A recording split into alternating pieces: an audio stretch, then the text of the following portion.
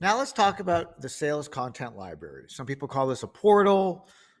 Most importantly, we need to be able to make content that is relevant to sales stage, to sales scenario, available to our teams just in time. It needs to be prescriptive. It needs to follow them around.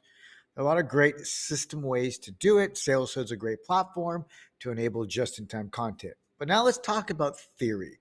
Why is it important that sales teams, revenue teams, customer teams have access to content? Well, first and foremost, we want them to reduce the amount of time they're spending looking for content. This means we want to increase customer facing selling time. It's a big, big issue. Folks call it dumpster diving.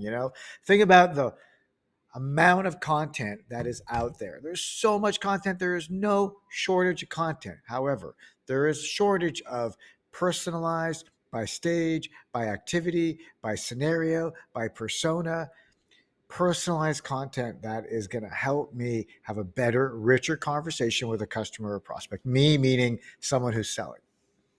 The thing that is really important when we think about content is content needs to map to the sales process and the buyer's journey. So think about the stages, think about the activities. What are the specific assets that our teams need by stage, by activity, and by step in the buyer process, in the buyer journey? And so those are some of the things that I think about when I think about sales content. Now, when I'm developing a content strategy, we're making it be role based. We're mapping it to the sales process. We're making sure that it's influenced by the buyer's journey. And we're also thinking about what content is internal versus what content is external. Really important that you are clearly marking content that is designed for internal consumption. I want to learn, it's an FAQ, it's something that I need, it's something that I don't want to share with a prospect versus content that is externally focused. Let me walk you through some examples of content. I've got a list here, right? So buyer personas, right? Buyer personas is a really important piece of content.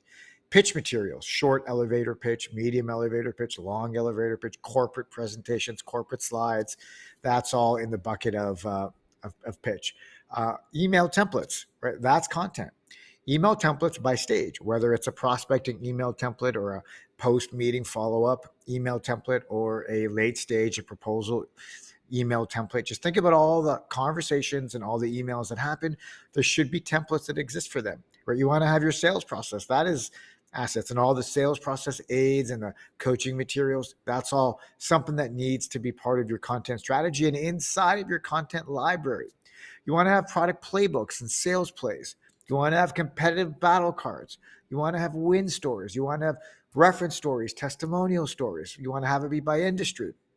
You want to have frequently asked questions. So you can see here, there's a long list of sales content and assets that are important for our teams, whether they are selling, whether they are servicing, whether they're in success, whether they're account managers, whether they're partners.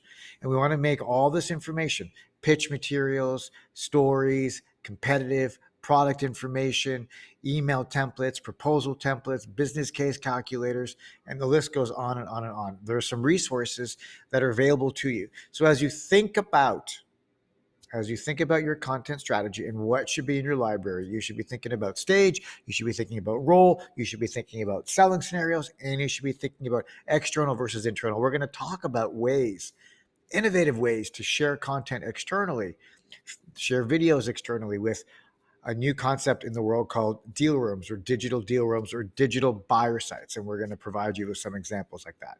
So that's it for sales content strategy and the sales content library.